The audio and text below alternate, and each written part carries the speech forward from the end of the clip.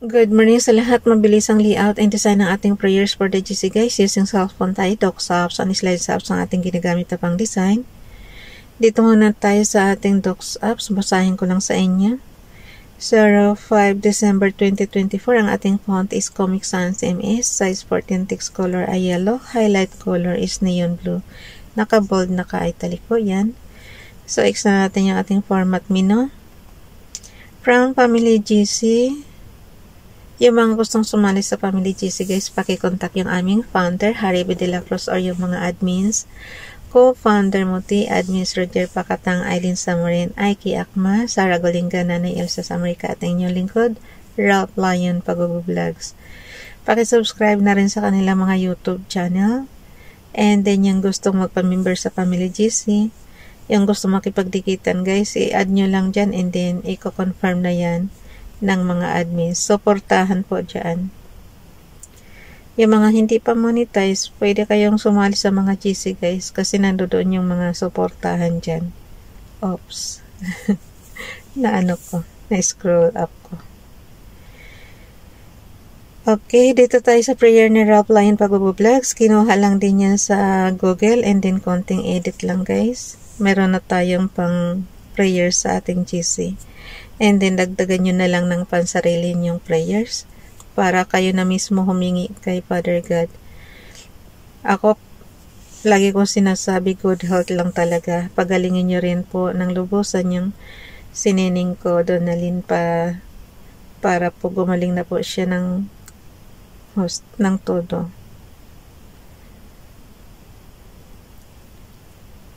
Pagaling ka, Nining. Ayan.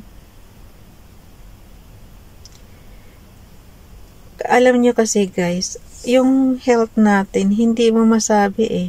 Ngayon okay ka, pero mga lang, biglang may sasakit bigla kang may mararamdaman na karamdaman.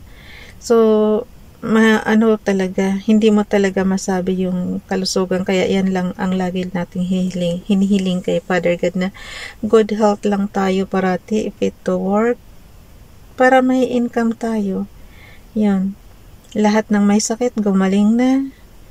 Yun. Alam mo kasi, pagka health issue na talaga,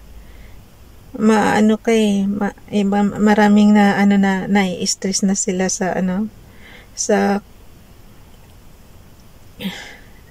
di ko basta ang pakiramdam ko pagka ako may sakit-sakit sa halimbawa sa katawan ko, sa part ng katawan ko, may masakit ng tuhod, masakit man yung ngipin, parang feeling ko nai-stress ako, kaya lagi ko talagang dinadasal kay Father God, puro good health lang talaga. Nakaka-stress kasi yung sakit guys. So, I think lahat naman tayo dumaranas ng kung ano-anong sakit. Basta malusog tayo ngayon, tapos bigla na lang ilang oras, may sakit na tayo. So, kung ganyan na lagi nating hinihiling kay Father God na proteksyonan tayo. Hanggat wala pang sakit, hanggat walang aksidente, humihiling na kaagad tayo ng protection. Yun yung sinasabi guys na mas mainam yung may protection ka para hindi ka magkasakit. Hinihingi lang natin yan sa kataas-taasan lang. Kasi kasi may alam sa atin lahat. Dito tayo kay Princess Diane Channel. Thank you for molding me into who I am today. You are the potter, I am the clay. Continue to mold and guide me as I become more of the person you created me to be. In Jesus' name, Amen. Ulitin ko nga yung kay kay Ralph. Ang ganda kasi nito eh. Heavenly Father, you are worthy of all praise and glory. I bring to you my despairs, my feelings, and all my regrets. I trust that you will mend all of them. Grant me healing and joy and your peace that passes all understanding. Amen. Kahawig sa lagi kong pinapanalangin. Ito kinuha lang natin to sa Google eh. Pero nandito yung panalangin ko parati, oh. Kasi ako sinusurrender ko talaga yung yung lahat ng, for example, may mali ako ngayong araw na to, inaano ko na, sinusurrender ko na yung yung mga kasalanan ko kay Father God.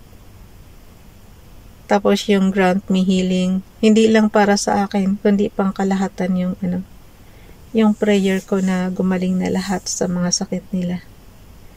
Tsaka iba pa rin yung guys, yung kayo mismo makipag-usap, makipag one-on-one kay Father God. Iba pa rin yung kayo mismo ang humiling sa Kanya. Mas maganda talaga. Ako hindi naman ako marunong magdasal dati eh. Napapractice ko lang katulad nito gumagawa tayo araw-araw. So, yung mga sinasabi sa prayer, tinatandaan ko lang minsan, tapos, yun. Kasi minsan guys, pabalik-balik lang naman yung prayers natin. Kung ano yung kailangan natin sa araw na ito, syempre yun ang hihingiin natin. Kasi hindi ako naman problema sa yung halimbawa yung bukas. Ayoko yung poproblemahin yun kasi may stress ka lang. So kung ano yung araw na ito, yun ang inaano ko na ma-survive natin yung araw na yun. Pasalamat na tayo. Yung ginising tayo sa araw na ito, pasalamat na tayo. Ganun lang ako. Hindi ko iniisip yung bukas kasi ang importante sa akin yung ngayon. Diba? Kasi padagdag lang yan ng stress guys. Bakit mo poproblemahin yung hindi pa dumarating? So, kung ano yung ngayon, yun ang pinoproblema ko. Yun ang hinihiling kong guidance kay Father God. Katulad yan, masakit yung tuhod natin. Inaano ko yan. Tapos, may pantapal ako dito. Yung parang mint. Naaalis naman. Ganun lang siya kasimple.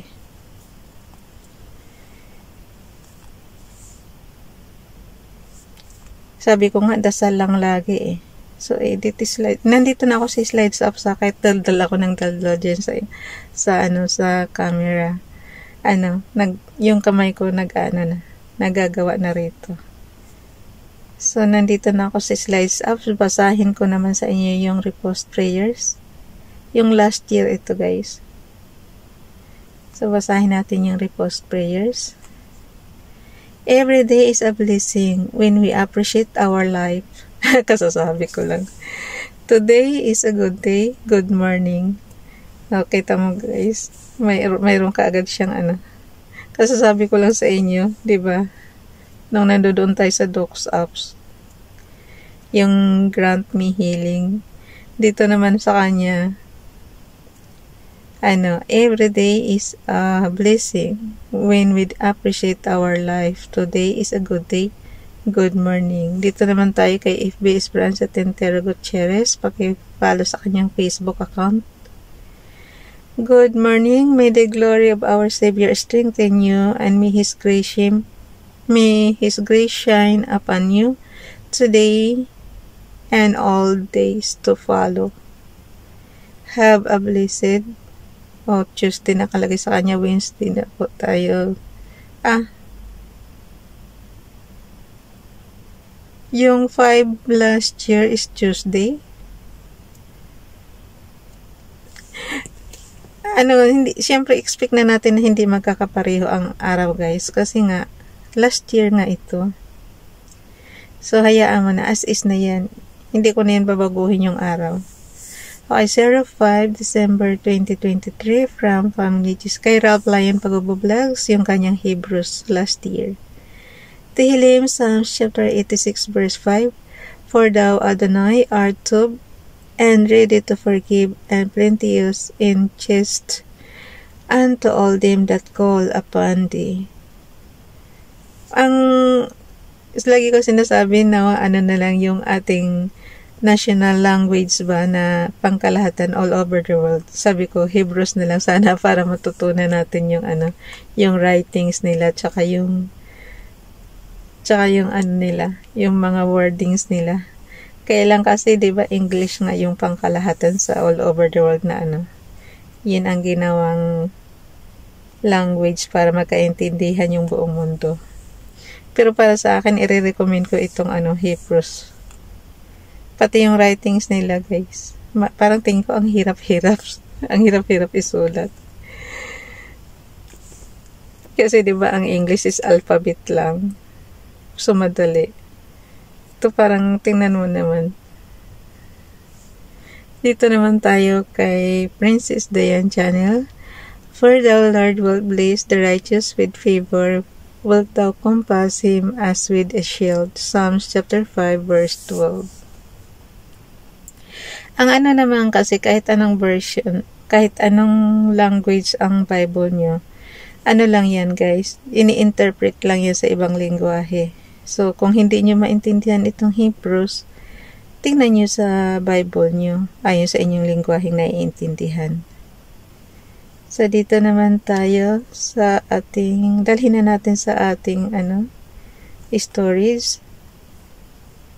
Yung sit-ups natin dito sa, sa cellphone, pareho lang yan guys sa Microsoft Office Excel. Kaya nga lagi kong sinasabi sa inyo, pag marunong kayo sa kung marunong kayo sa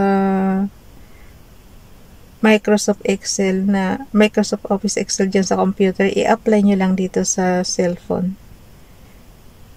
Yan. Kasi pareho lang naman halos ng command yan. So, ang ginawa ko, inad ko na siya dito sa 05 December. Hindi ba? Ang bilis ng natin. Ang bilis ng araw natin. Next na yan, Pasko na. Naku, naabutan na ako ng oras. Bye everyone. God bless. Andito na naman ako na magpasa nito sa GC.